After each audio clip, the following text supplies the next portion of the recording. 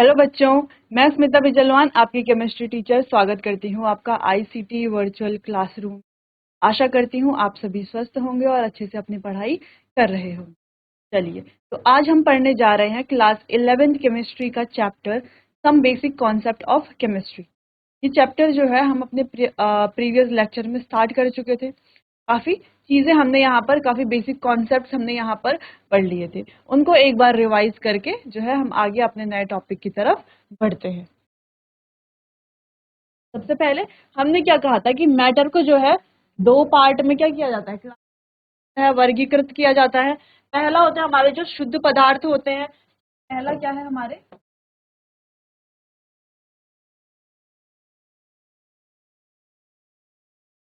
शुद्ध पदार्थ, दूसरा मिक्सचर यानी कि मिश्रण,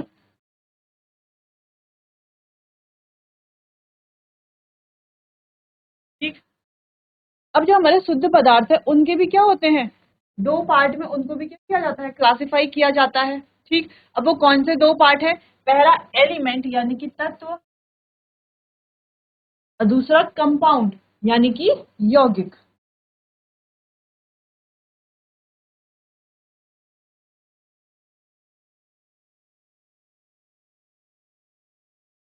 अब शुद्ध पदार्थ तो हम जानते हैं, प्योर सब्सटेंस तो हम जानते हैं, जहां पर क्या है एक ही प्रकार के पदार्थ होते हैं। अब मिश्रण यानी कि जहां पर क्या होते हैं अलग अलग पदार्थों से मिलकर के क्या बना होता है, एक मिक्सचर बना होता है, मिश्रण उसे ही तो कहा जाता है, ठीक।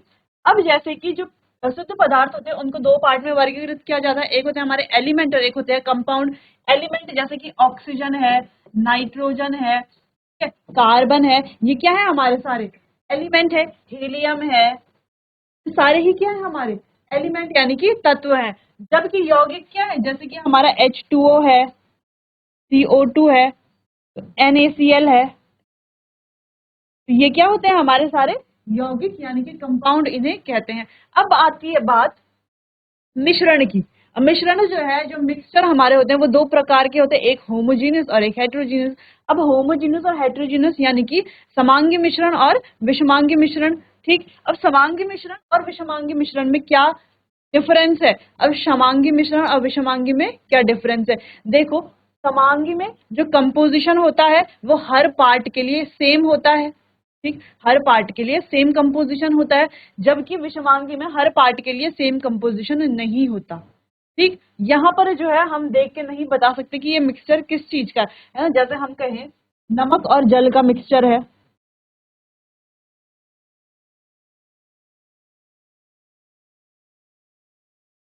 और जल का एक मिश्रण है, तो वो क्या होता है आपस में अच्छे से घुल जाता है, बिल्कुल घुल जाता है, ठीक। इसीलिए उसे क्या कहा जाता है, होमोजीनियस मिक्सचर कहा जाता है। जबकि विषमांगी मिश्रण, जैसे कि हम कहें कि चौक और जल का मिश्रण है, या रेत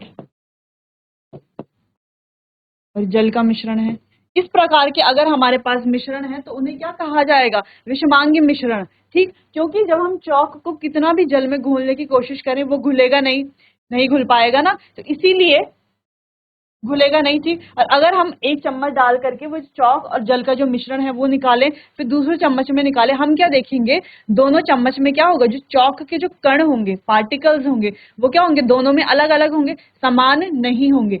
जबकि नमक और जल का अगर हमारे पास कोई विलयन है, उसमें से अगर हम एक चम्मच नमक जल निकालें, मिश्रण निकालें नमक और जल वाला, दूसरा चम्मच नमक और जल वाला मिश्रण निकाले, तो हम क्या देखेंगे, दोनों ही चम्मच में क्या होगा, समान क्या होगा, नमकीन होंगे दोनों ही जल के मिश्रण, ठीक। अगर और जो बीकर में भी है इस प्रकार से जो ये सॉल्यूशन है, और हमने दो अलग अलग चम्मचों में ये सॉल्यूशन अगर लिया है, तो ये वाला चम्मच का सॉल्यूशन प्लस ये जो बीकर का सॉल्यूशन है प्लस ये वाले चम्मच का जो सॉल्यूशन है, तो सॉल्यूशन क्या होगा, सेम नमकीन होगा, तीनों में क्या होगी, सेम प्रकार का कंपोजिशन होगा। तो हम कहीं से भी इस बीकर में से कहीं से भी क्या करें, जल और नमक का मिश्रण निकाले तो वो क्या होंगे, समान नमकीन होंगे, क्योंकि वो अच्छे से घुले हुए होते हैं। जबकि यहाँ पर क्या होता है, अगर चौक और जल का मिश्रण है या रेत और जल का मिश्रण है तो उन्हें क्या करें, अगर हम चम्मच में निकालें इस प्रकार से तो हम क्या देख पाएंगे कि क्या होता है, यहाँ पर उसके कुछ अलग पार्टिकल्स होते हैं, ठीक है, यहाँ पर अलग होगा, यहाँ पर अलग होगा। तो हर बार जितनी बार हम निकालेंगे, कभी हो सकता है चौक ज्यादा हो और जल कम हो, कभी हो सकता है कि जल ज्यादा हो चौक कम हो। तो इस प्रकार से यहाँ पर से ही विषमांगी मिश्रण कहा जाता है। ठीक, चलो, तो इतना समझ में आया कि जो हमारे पदार्थ हैं वो क्या होते हैं, शुद्ध पदार्थ क्या होते हैं, मिश्रण क्या होते हैं, एलिमेंट यानी कि तत्व क्या होते हैं, कंपाउंड यानी कि यौगिक क्या होते हैं। समांगी मिश्रण और विषमांगी मिश्रण भी आपको समझ आ गया होगा। चलिए, तो एक बार फिर से यहाँ पर देख लेते हैं। तत्व क्या होते हैं, सभी पदार्थों में मौजूद प्राथमिक पदार्थों को तत्व कहते हैं। जब सभी पदार्थों में मौजूद होते हैं कौन से पदार्थ, प्राथमिक पदार्थ जो होते हैं उन्हें क्या कहा जाता है, तत्व कहा जाता है। जिसकी सबसे छोटी इकाई को परमाणु कहते हैं और इसकी जो सबसे छोटी इकाई होती है उसे क्या कहा जाता है, परमाणु कहा जाता है। ठीक, आज तक कुल 112 तत्व ज्ञात है। अब ये कितने हो गए हैं, 118 हो गए हैं। ठीक, 118 तत्व क्या है अब ज्ञात है हमारे पास। ठीक, चलिए, अब यौगिक क्या होते हैं, एक गैर तत्वीय शुद्ध पदार्थ, गैर तत्वीय यानी कि नॉन एलिमेंटल। ठीक, नॉन एलिमेंटल है ये, गैर तत्वीय शुद्ध पदार्थ एक यौगिक कहलाया जाता है। गैर तत्वीय यानी कि नॉन एलिमेंटल प्योर सब्सटेंस कहा जाता है, यौगिक कहा जाता है। एक से अधिक तत्व परमाणु रासायनिक प्रतिक्रिया के कारण बनने वाले रासायनिक बॉन्ड्स यानी कि केमिकल बॉन्ड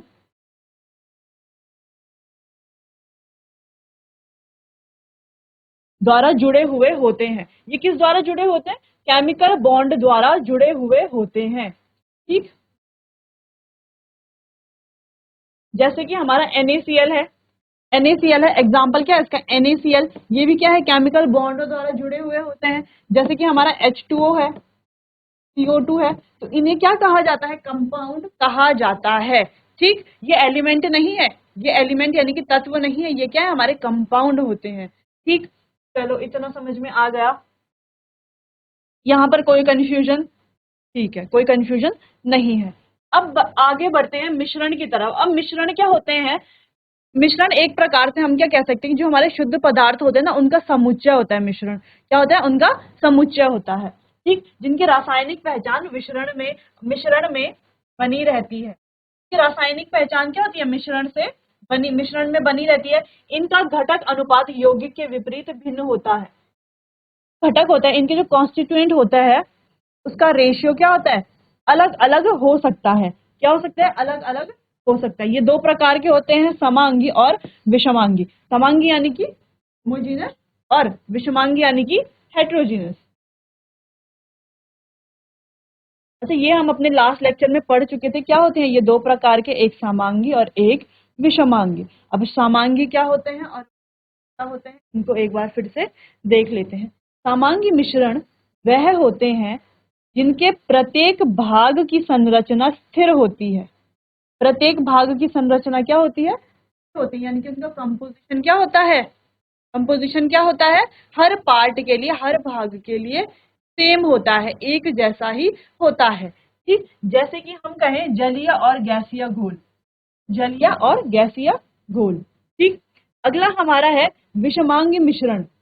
अब विषमांगी मिश्रण क्या होते हैं, वे होते हैं जिनकी संरचना प्रत्येक भाग के लिए भिन्न होती है, यानी कि जिनका जो कंपोजिशन होता है वो हर भाग के लिए क्या होता है, अलग अलग होता है। ठीक, जैसे कि हम कहें कि मिट्टी कंक्रीट मिश्रण, मिट्टी कंक्रीट मिश्रण है तो इनका कंपोजिशन क्या होता है, हर भाग के लिए अलग अलग होता है। एक बार फिर से एग्जाम्पल से समझते हैं। जैसे कि हमने कहा कि नमक और जल का, या हम कहें चीनी और जल का एक मिश्रण है। ठीक, चीनी और जल का क्या है, एक मिश्रण है। चीनी और जल को हमने क्या किया, घोल दिया आपस में। अब हम उस चीनी और जल को एक चम्मच से हम टेस्ट करेंगे तो हम क्या देखेंगे कि ये मीठा है। दूसरे चम्मच से टेस्ट करेंगे तो भी वो उतना ही मीठा होगा। ऐसा नहीं होगा कि हर बार अलग अलग मीठा होगा, या ऐसा नहीं होगा कि कहीं पर कम मीठा होगा या कहीं पर ज्यादा मीठा होगा। ऐसा तो नहीं होता ना। हमने तो कई बार जो है सॉल्यूशन बनाया है चीनी और पानी को मिला के, बचपन में बनाते ना, चीनी और पानी को घोलते थे। ठीक, तो हम जितनी बार भी उसको क्या करेंगे, टेस्ट करेंगे, उतनी बार हमें मीठा क्या लगेगा, सेम ही लगेगा। हर हम कहीं से भी जो है उसको टेस्ट करें तो हमें हर बार क्या लगेगा, मीठा सेम ही लगेगा। क्यों लगेगा सेम? क्योंकि उसका जो हर पार्ट है उसका कंपोजिशन क्या है, सेम है। यानी कि जो हर भाग का जो क्या कहते हैं हम, संरचना है वो क्या है, स्थिर है। कंपोजिशन क्या है, सेम है हर पार्ट के लिए। इसीलिए जो है वो हर बार क्या होगा, उतना ही मीठा होगा, समान मीठा होगा। ऐसा नहीं होगा कि कहीं पर ज्यादा मीठा या कहीं पर कम मीठा। ठीक, तो समझ में आया, इसे कहा जाता है होमोजेनियस मिक्सचर। अब हम कहें हमारे पास एक मिक्स नमकीन का पैकेट है। ठीक है, नमकीन का पैकेट हमने देखा है, एक मिक्स नवरत्न मिक्स नमकीन आती है। तो मिक्स नमकीन में क्या होता है, भुजिया भी होता है, मटर भी होता है, साथ साथ कई दालें भी होती है, मूंगफली होती है, सेव होती है, खस्ते होते हैं, कई चीजें होती हैं। ठीक है, अगर हम एक चम्मच डाल करके नमकीन अपने हाथ में निकाले तो इस बार क्या है, चम्मच में सेव ज्यादा है, मूंगफली कम है, दाल कम है। ठीक, अगली बार हम एक चम्मच डाल करके और फिर से निकाले नमकीन अपने हाथ में, तो इस बार क्या हो सकता है, इस बार दाल ज्यादा हो, नमकीन जो सेव है वो कम हो, भुजिया जो है वो भी कम हो, मूंगफली जो है वो बहुत ज्यादा हो। ठीक, अगली बार हमने एक चम्मच और निकाला, हो सकता है इस बार सिर्फ ड्राई फ्रूट्स आए हो और जो है मूंगफलियां आई हो, कोई भुजिया ना आई हो। जितनी बार मतलब हम चम्मच से नमकीन को अपने हाथ में डालेंगे उतनी बार जो है उसका कंपोजिशन अलग अलग आएगा। हो सकता है किसी समय कुछ ज्यादा हो, कभी जो है कुछ ज्यादा हो, तो कंपोजिशन क्या होगी, हर बार अलग अलग आएगी। ठीक, इसीलिए यहाँ पर कहा जा रहा है कि इसकी संरचना है वो प्रत्येक भाग के लिए क्या होती है, भिन्न होती है। प्रत्येक भाग के लिए कैसी होती है संरचना, भिन्न होती है। तो यही होता है हमारा होमोजेनस मिक्सचर और हेट्रोजेनस मिक्सचर, यानी कि समांगी मिश्रण और विषमांगी मिश्रण। तो ये आपको अच्छे से समझ आ गया होगा, इसे अब आप नोट कर लीजिए, फिर हम आगे अपने चैप्टर को आज बढ़ाते हैं।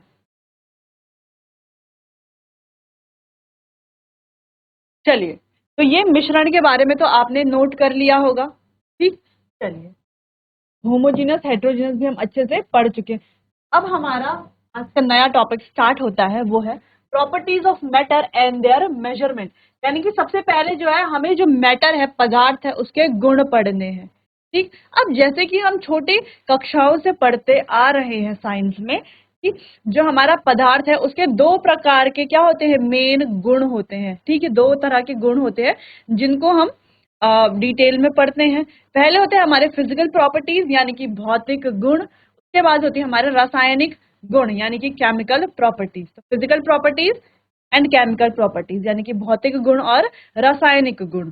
ठीक, अब देखो दोनों में डिफरेंस क्या है, एक छोटा सा डिफरेंस हम यहाँ पर पहले समझ लेते हैं इसको डिटेल में पढ़ने से पहले। कि जो फिजिकल प्रॉपर्टीज होती है उनमें क्या होता है कि कंपोजिशन में, और जो उनकी क्या होती है, रासायनिक पहचान होती है और संरचना। कंपोजिशन यानी कि संरचना और रासायनिक पहचान यानी कि केमिकल आइडेंटिटी। तो रासायनिक पहचान और संरचना में कोई भी किसी भी प्रकार का क्या नहीं होता, किसी भी प्रकार का परिवर्तन नहीं देखा जाता।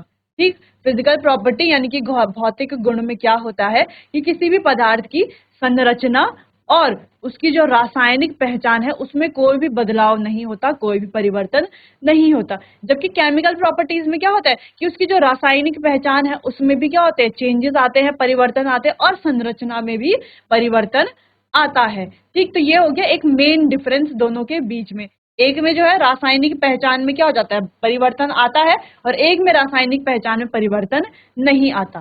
ठीक, अब जैसे फिजिकल प्रॉपर्टीज केमिकल प्रॉपर्टीज क्या है, बचपन से जो हम पढ़ते आ रहे हैं उसको एक बार देखते हैं। बचपन से हमने क्या पढ़ा कि जल है हमारे पास, उसके बाद हम इसको डिटेल में पढ़ेंगे। पहले एक हल्का सा इसका इंट्रोडक्शन देख लेते हैं। जैसे हम कह रहे हैं हमारे पास क्या है, जल है, एक गिलास में क्या है, जल है। अब हमने क्या किया, इसको कूल किया यानी कि इसको ठंडा किया, तो ये जल जो है किस में परिवर्तित हो गया, बर्फ के टुकड़े में परिवर्तित हो गया। क्या हो गया, बर्फ के टुकड़े में परिवर्तित हो गया। अब इस बर्फ के टुकड़े को हमने क्या किया, हीट किया, बहुत ज्यादा क्या किया, गर्म किया, फिर से ये जल में परिवर्तित हो गया, जल में परिवर्तित हो गया। अब इस जल को हमने फिर से क्या किया, हीट किया। जब इस जल को हमने फिर से हीट किया तो ये जल किस में परिवर्तित हो गया, जलवाष्प में परिवर्तित हो गया, जलवाष्प में परिवर्तित हो गया। अब इस जलवाष्प को हमने क्या किया, कूल किया, ठंडा किया, तो ये किस में परिवर्तित हो गया, ये जल में परिवर्तित हो गया। अब इस जल को हमने फिर से ठंडा किया तो अब ये क्या हो गया, बर्फ में परिवर्तित हो गया। हमने क्या किया, जल को पहले ठंडा किया, बहुत ठंडा किया, उसको फ्रीज कर दिया, जमा दिया, तो जल जो है बर्फ के टुकड़े में परिवर्तित हो गया, बर्फ में परिवर्तित हो गया, फ्रीज हो गया है ना, आइस क्यूब में परिवर्तित हो गया।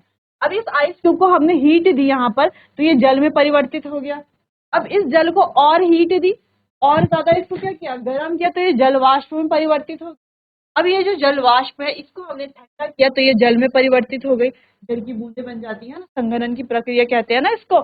अब इस जल को हमने और कूल किया, तो इसे क्या, ये क्या बन गया, बर्फ बन गया। हमने इसको और ज्यादा ठंडा किया, ठीक, इसका टेम्परेचर और लो किया, तब ये क्या बन गया, बर्फ बन गया। लेकिन इस बर्फ को अगर हम फिर करेंगे, फिर से जल बन जाएगा। तो यहाँ पर क्या देखने को मिल रहा है, ये जो प्रोसेस हो रही है, ये जो प्रक्रिया हो रही है, यहाँ पर हमें क्या देखने को मिल रहा है कि जल जो है सॉलिड में भी चेंज हो रहा है, लिक्विड में भी चेंज हो रहा है ना। जल जो है द्रव भी बन रहा है, ठोस भी है, ठीक, और वाष्प भी बन रहा है, वेपर भी बन रहा है। तो क्या हो रहा है, लेकिन लास्ट में तो क्या है, वो है तो जल ही ना। उसका जो रासायनिक पहचान है उसमें तो चेंज नहीं हो रहा, फॉर्मूला तो इसका यही है ना, H2O, है ना, इसमें तो कोई चेंज नहीं हो रहा, फॉर्मूला तो यही रह रहा है, कुछ और जो है इसमें चेंज नहीं हो रहा, ठीक, कोई किसी भी और प्रकार का इसमें परिवर्तन नहीं हो रहा, ठीक है। तो यानी कि ये पहले भी ऐसा ही था और अभी भी ऐसा ही है, यानी कि पहले भी जल था और इसको जो है हम वापस जल बना सकते हैं, यह कर सकते हैं, जल बर्फ बनी, बर्फ से वापस जल बन सकता है, जल बन सकता है ना, यानी कि जल से बर्फ बनी, बर्फ से वापस जल बन सकता है, बर्फ से जल बना, बर्फ से वापस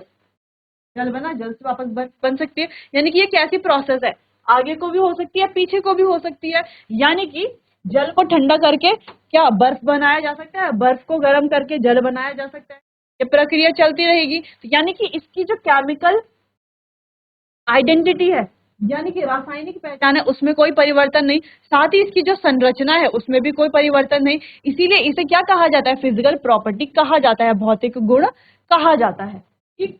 अब रासायनिक प्रॉपर्टी क्या है, तो क्या किया हमने, बर्न कर दिया, जला दिया, ठीक है, कागज को क्या कर दिया, बर्न कर दिया, जला दिया। अब क्या बनी यहाँ पर, राख, राख बनी ना, ऐश, ठीक, राख बनी कागज की। अब इस राख से क्या हम दोबारा कागज बना सकते हैं, राख से दोबारा कागज बना सकते हैं, नहीं बना सकते, बना सकते हैं ना। अब जल है,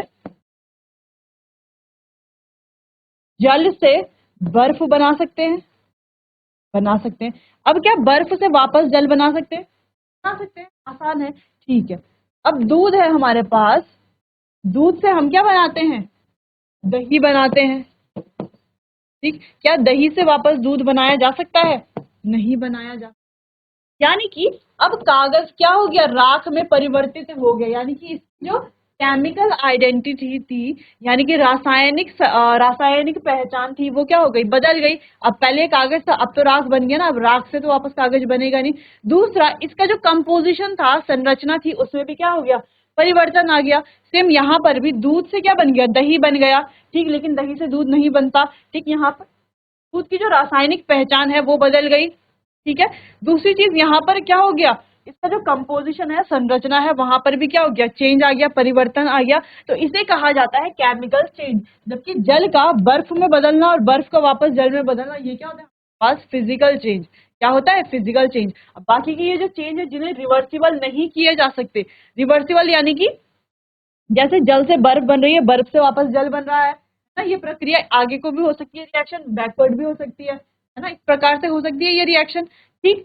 तो इसे क्या कहा जाता है, इसे कहा जाता है रिवर्सिबल रिएक्शन। क्या कहा जाता है, रिवर्सिबल रिएक्शन, क्योंकि रिवर्स हो सकती है ना, वापस पीछे जा सकती है, ठीक। लेकिन इस प्रकार की जो रिएक्शन है, जिनमें क्या होती है, जो केमिकल प्रॉपर्टीज होती है, जिनमें जो केमिकल प्रॉपर्टी में ही चेंज आ जाता है, उसे क्या कहा जाता है, इस प्रकार की रिएक्शन को क्या कहा जाता है, इरिवर्सिबल रिएक्शन कहा जाता है, ठीक। तो अब जो है एक हल्का फुल्का आपको आइडिया मिल गया होगा कि केमिकल प्रॉपर्टीज, फिजिकल प्रॉपर्टीज क्या होती हैं। और ये जो आइडिया अभी हमने पढ़ा है, वो जो है हम अपने छोटे कक्षाओं में भी पढ़ते आ रहे हैं, छठवीं, सातवीं, आठवीं में हमने क्या किया, ये थोड़ा बहुत पढ़े हैं, ठीक। चलिए, तो अब स्टार्ट करते हैं फिजिकल प्रॉपर्टीज, ये है हमारी physical properties.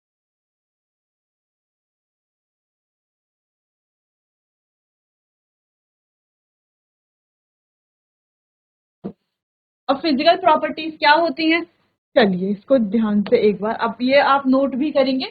Observable without changing the identity of or the composition of the substances, यानी कि ये क्या हो रहा है, यहाँ पर क्या होता है, इसको क्या करते हैं हम ऑब्जर्व करते हैं कि किसे बिना इसकी रासायनिक पहचान को बदले हुए और ना ही अपनी संरचना को बदलता है। ठीक, ना तो यहाँ पर रासायनिक पहचान में कोई परिवर्तन आता है, ना ही इसकी संरचना में कोई परिवर्तन आता है। इस तरह का जो चेंज है, इस तरह का जो परिवर्तन है, उसे क्या कहा जाता है, फिजिकल चेंज या फिजिकल प्रॉपर्टी कहा जाता है। इसे फिजिकल चेंज कहा जाता है। तो यहाँ पर चेंज क्या होती है, देखो यहाँ पर कलर में चेंज आ सकता है, टेक्सचर में चेंज आ सकता है, डेंसिटी में चेंज आ सकता है, मेल्टिंग पॉइंट में चेंज आ सकता है, बॉइलिंग पॉइंट में चेंज आ सकता है, और जो मैटर की यानी कि पदार्थ की जो अवस्था है उसमें चेंज आ सकता है। जल का एग्जांपल लिया तो जल के जो उदाहरण था वहां पर हमने क्या समझा कि जल पहले क्या बनता है, आइस में चेंज होता है। जब हम उसका टेम्परेचर कम कर देते हैं, उसका तापमान कम कर देते हैं, तो आइस में चेंज हो रहा है। तो क्या चेंज हो रही है, उसकी सिर्फ अवस्था चेंज हो रही है ना, अवस्था चेंज हो रही है। पहले वो द्रव अवस्था में था, अब वो किस अवस्था में है, ठोस अवस्था में है। उसी जल को अगर हम ज्यादा हीट करें, ज्यादा गर्म करें, तो जल वाष्प में परिवर्तित हो जाएगा। यानी कि पहले जो है वो द्रव अवस्था में था, अब जल वाष्प बन के यानी कि गैसीय अवस्था में वो चला गया। तो इसमें क्या हो रही है, सिर्फ स्टेट मैटर की जो स्टेट है यानी कि जो हमारा पदार्थ है उसके सिर्फ अवस्थाओं में परिवर्तन आ रहा है। ठीक, तो इसी प्रकार जो है रंग में भी परिवर्तन आता है। ठीक, बनावट यानी कि जो उसकी टेक्सचर है उसमें भी परिवर्तन आता है। डेंसिटी यानी कि जो उसका घनत्व है उसमें भी परिवर्तन आता है।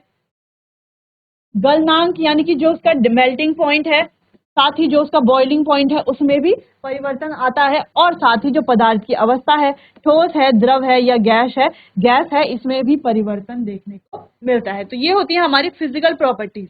ठीक, तो अगर हम ये कह रहे हैं कि मैटर जो है, यानी कि जब हमने जल का क्या लिया, उदाहरण लिया, जब हमने जल का उदाहरण लिया, जल जो है कूल होकर के क्या बना रहा है, बर्फ बना रहा है। बर्फ जो है हीट होकर के जल बना रही है। जल जो है दोबारा हीट होकर के, गर्म होकर के क्या बना रहा है, जल वाष्प बना रहा है। तो इससे हम क्या समझे, कि यहाँ पर जो है सिर्फ इसकी अवस्था में परिवर्तन हो रहा है। इसी प्रकार से रंग में भी परिवर्तन होता है, बनावट में भी परिवर्तन होता है, बॉइलिंग पॉइंट और मेल्टिंग पॉइंट में भी परिवर्तन होता है। ठीक, तो ये है हमारी फिजिकल प्रॉपर्टीज। तो फिजिकल प्रॉपर्टीज को आप नोट कर लीजिए, फिर हम आगे बढ़ के पढ़ेंगे केमिकल प्रॉपर्टीज।